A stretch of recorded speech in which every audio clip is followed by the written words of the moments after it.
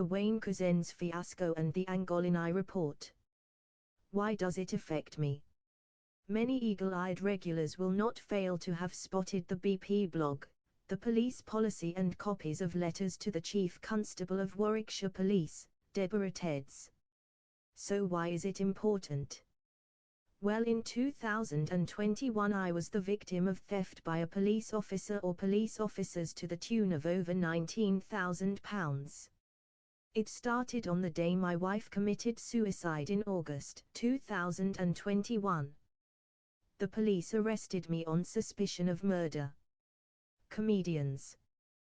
They then proceeded to turn my house upside down. They had possession of my home while I was not there and could do what they liked. They removed a lot of my property and finally returned some of my property to me in January 2023. Let's have a look at what was not returned.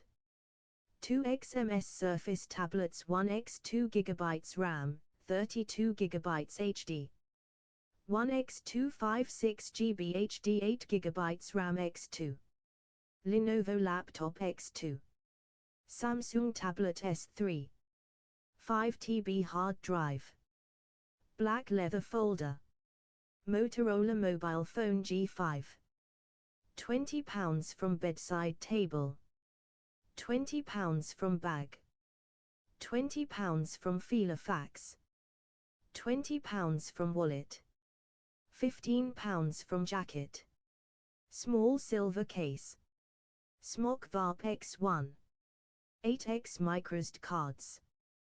2x memory sticks. 1x Fossil smartwatch. 1x Casio digital watch. 1x Breitling watch. They went through everything, even removing items from my Filofax. I would like to know also why they removed a data flow diagram for the database of a website from said Filofax and what relevance it could have on such a case. So as we look at the list above, we can see that officers helped themselves to some pretty expensive things. It's called thieving or being a thief. Indeed, if you read some of the communication from the police, they appear to choose what they return and will never return all property. So what's the link to the Couzen's thing? Well, it just goes to show that bent police are everywhere in life. It's not just one issue. One officer. Couzen's was from the Metropolitan Police. There have been other notable cases in that district too. Moving from my old home of London to my new home in Warwickshire, we can see from the above that Warwickshire police obviously have a problem with thieving officers. Corrupt policing travels up motorways. London to Warwickshire is only 90 minutes. As far as I am concerned, there is a direct correlation between Couzen's and my case. Police should be upholding the law and not using the power that they have to break it.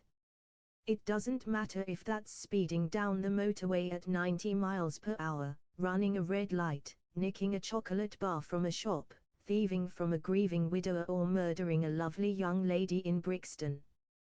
We have a college of policing a short drive away from my house. It is not too far away from Warwickshire Police HQ either. A college is a seat of learning and a place of study. I have driven past it on the odd occasion. I haven't seen much of police officers learning in it though. Maybe if they were learning how to uphold the law instead of breaking it, we might not be in the situation with the police as it stands today. The Chief Constable of Warwickshire Police was at one point, and I do not know if she still is, a lead police officer on the vetting of police officers. This does beg the question, why does she have thieves on her own team? What vetting was carried out? As can be seen here. I now have a policy with regards to the policy. I now place police officers on the same page as the Irish Republican Army or Al-Qaeda. Grotesque and dangerous organizations. This begs the question as to why Warwickshire Police and other police forces keep contravening this policy. Advertisements. Report this ad privacy. As taxpayers we fund the police. I saw a draft of a study a while back that says that each household in Warwickshire pays on average £43 a year for corrupt or incorrect policing via the council tax levy. Why? Am I the only one who finds this perverse? Why indeed do we have such corrupt police officers in the United Kingdom, and why can no one prevent a corrupt officer from signing up?